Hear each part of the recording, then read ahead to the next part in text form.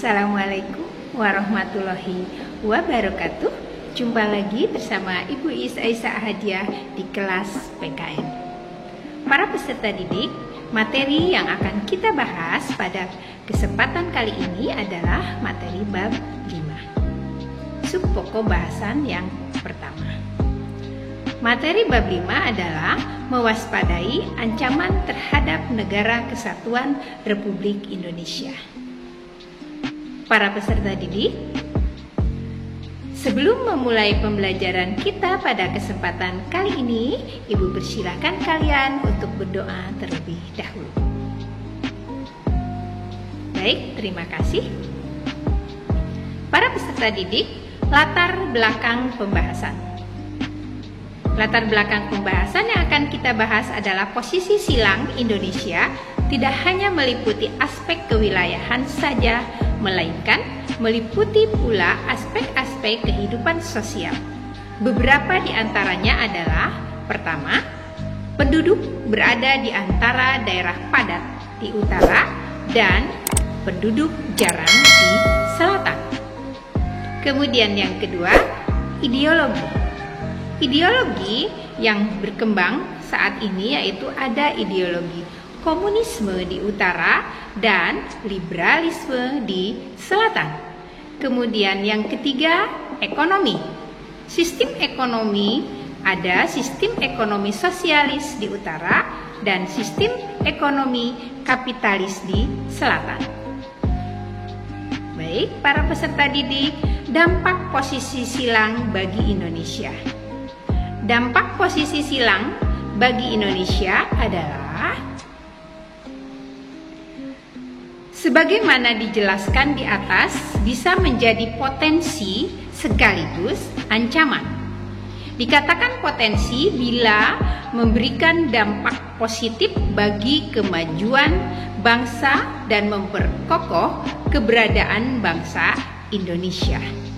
Akan tetapi, posisi silang ini dapat menjadikan negara Indonesia tidak terbatas dari ancaman yang akan membahayakan bangsa Indonesia. Berikut akan kita bahas ancaman apa saja dan strategi untuk mengatasi ancaman tersebut.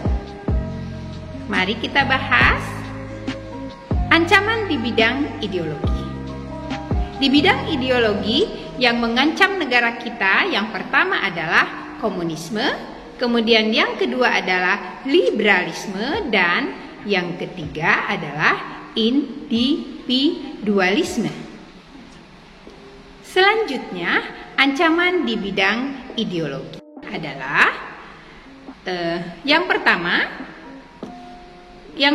komunisme merupakan ideologi yang berkenaan dengan filosofi, politik, sosial, dan ekonomi yang tujuan utamanya adalah tercipta masyarakat komunis dengan aturan sosial ekonomi berdasarkan kepemilikan bersama, alat produksi, dan tidak ada kelas sosial, kemudian uang dan negara. Ya.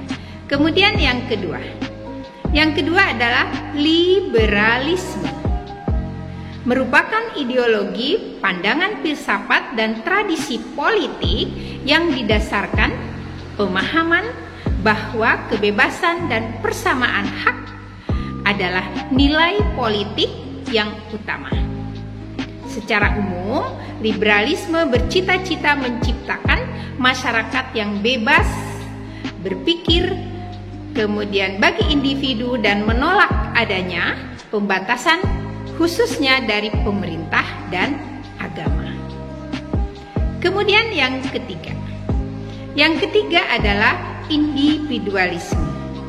Para peserta didik, individualisme merupakan sifat yang memiliki pandangan moral, politik, atau sosial yang menekankan kemerdekaan manusia, kemudian kepentingan, bertanggung jawab, kebebasan sendiri. Jadi di sini kemerdekaan manusia, kepentingan, bertanggung jawab, kebebasan sendiri, kemudian seseorang individualis akan menentang standar moral yang berlaku di masyarakat karena peraturan tersebut menghalangi kebebasan seseorang. Baik, para peserta didik, kita lanjutkan ancaman politik.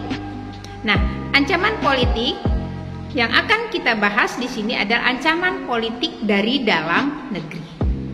Apa saja ancaman politik dari dalam negeri? Yang pertama, pengerahan massa untuk menumbangkan pemerintah yang sah. Kemudian yang kedua, yaitu penggalangan kekuatan politik untuk melemahkan kekuasaan pemerintah. Kemudian yang ketiga, separatisme, yaitu suatu gerakan untuk mendapatkan kedaulatan dan memisahkan suatu wilayah atau kelompok manusia satu sama lain, kedaulatan dan memisahkan satu wilayah atau sekelompok manusia dari satu sama lain. Selanjutnya, strategi. Bagaimana strategi menghadapi ancaman di bidang ideologi dan politik? Mari kita lihat latar belakang. Ada 4 hal yang selalu dikedepankan oleh globalisasi di bidang ideologi dan politik, yaitu demokratisasi. Ya. Kebebasan, kemudian keterbukaan dan hak asasi manusia. Keempat hal tersebut dijadikan oleh negara adikaya atau Amerika dan sekutunya dijadikan standar bagi negara berkembang. Manakala negara berkembang tidak mengedepankan hal tersebut, maka akan dianggap sebagai musuh bersama. Atau sebagai contoh, Indonesia pernah diembargo dengan tidak memberikan suku cadang F-16 karena waktu itu Indonesia dituduh tidak demokratis dan melanggar hak asasi manusia. Baik, kita lanjutkan. Strategi menghadapi ancaman di bidang ideologi dan politik. Bagaimana strategi yang untuk menghadapi ancaman di bidang ideologi dan politik? Yang pertama, yaitu mengembangkan demokrasi politik. Ya. Kemudian yang kedua, mengaktifkan masyarakat sipil dan di arena politik. Kemudian yang ketiga, mengadakan reformasi lembaga-lembaga politik agar dapat menjalankan fungsinya dengan baik. Kemudian yang keempat, menciptakan pemerintahan yang bersih dan berwibawa. Kemudian yang kelima, menegakkan supremasi hukum.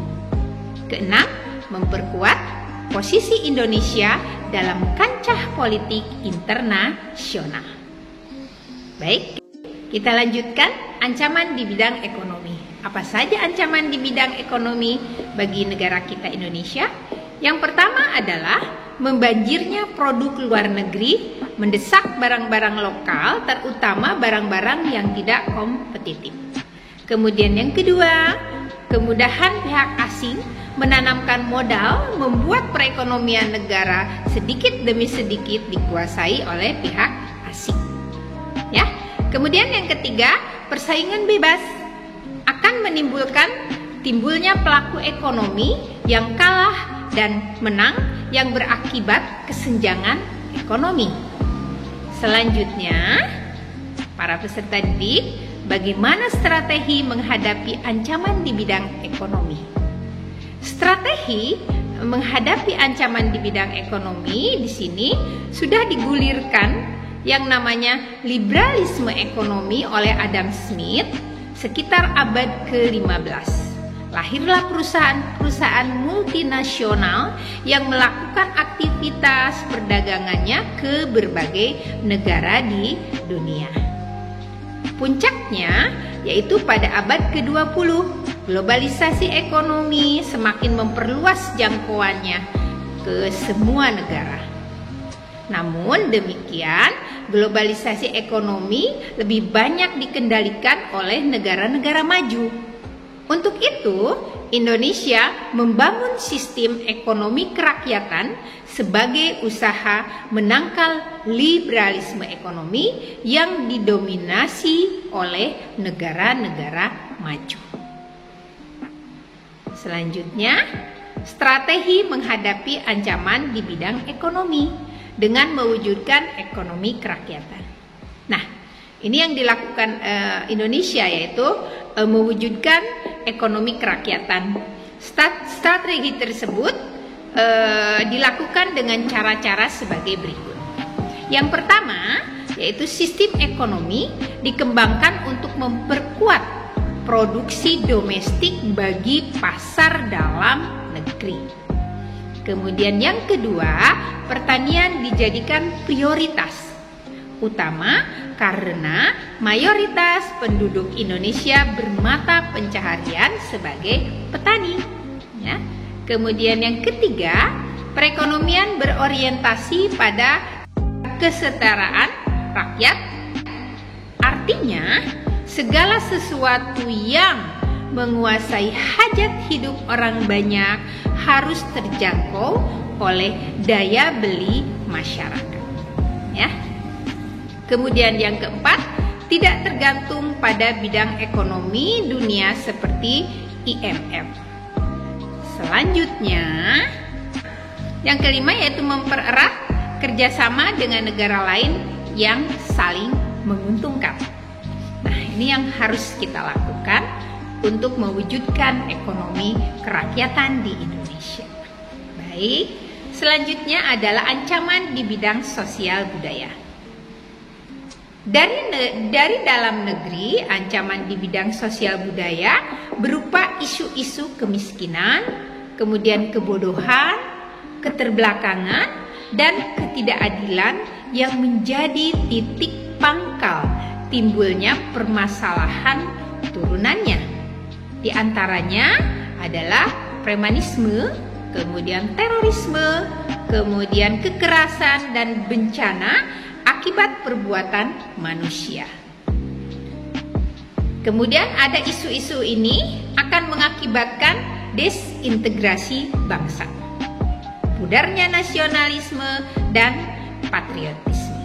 Jadi ini jangan sampai terjadi ya di Indonesia. Jadi kita harus tetap bersatu demi tegaknya negara kita tercinta, Indonesia. Baik, para peserta didik, ancaman di bidang sosial budaya. Ancaman di bidang sosial budaya dari luar negeri. Tadi dalam negeri sudah kita bahas. Sekarang ancaman sosial budaya yang datang dari luar negeri. Yang pertama adalah munculnya budaya konsumtif dan luar negeri minder. Ya, jadi munculnya budaya konsumtif dan luar negeri minder ini sudah terjadi. Kemudian yang kedua, munculnya hedonisme, yaitu paham kenikmatan pribadi dianggap sebagai nilai hidup. Kemudian yang ketiga, munculnya sikap individualisme, yaitu sikap selalu mementingkan diri sendiri dan memandang orang lain tidak ada artinya. Nah, sikap ini juga sangat membahayakan ancaman di bidang sosial budaya.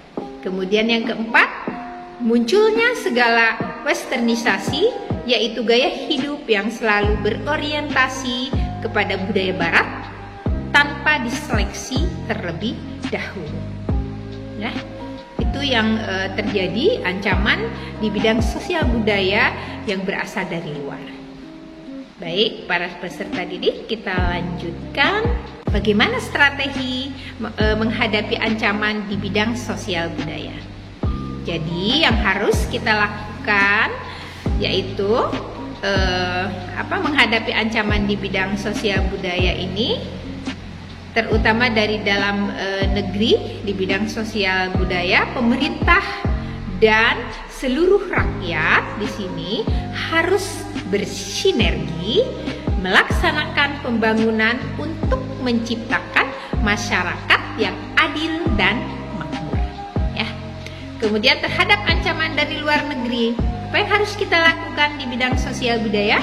Yaitu bangsa Indonesia harus memelihara keseimbangan dan keselarasan yang fundamental, yaitu keseimbangan manusia dengan manusia, kemudian manusia dengan alam semesta, kemudian manusia dengan masyarakat, dan keseimbangan kemajuan tentu saja lahir dan batin, ya.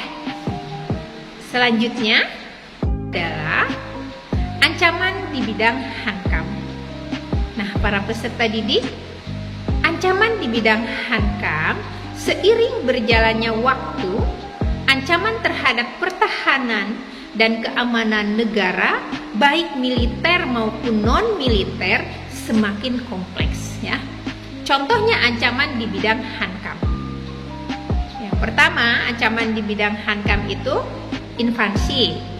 invasi, kemudian agresi, kemudian sabotase, kemudian yang keempat spionase, kelima pelanggaran wilayah, dan keenam pemberontakan bersenjata, ketujuh gangguan keamanan.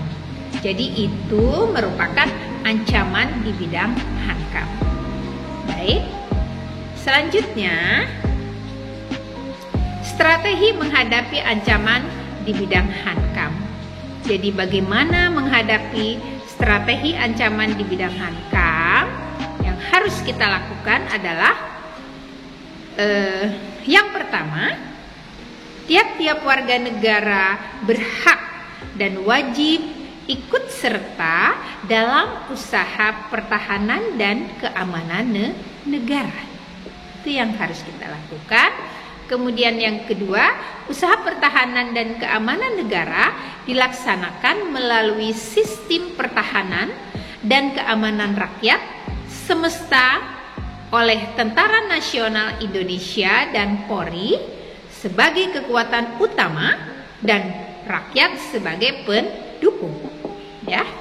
Kemudian yang ketiga, TNI atau Tentara Nasional Indonesia terdiri atas Angkatan Darat, kemudian Angkatan Laut, dan Angkatan Udara sebagai alat negara bertugas mempertahankan, kemudian melindungi dan memelihara keutuhan dan kedaulatan negara, ya.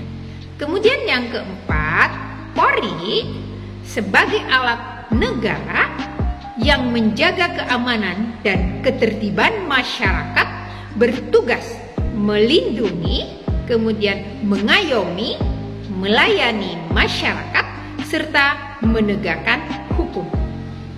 Nah, para peserta didik, itu yang dapat Ibu sampaikan pada pertemuan kali ini. Semoga apa yang Ibu sampaikan bermanfaat buat kalian semua, ya. Jadi materi tentang mewaspadai ancaman terhadap negara kesatuan Republik Indonesia atau bagian pertama sudah Ibu sampaikan. Dan apabila kalian ingin bertanya, silahkan kalian bertanya di kelas kita, yaitu kelas PKN, bisa melalui WA atau bertanya langsung. Demikian pertemuan kita pada kesempatan kali ini. Billahi taufiq wal hidayah. Wassalamualaikum warahmatullahi wabarakatuh.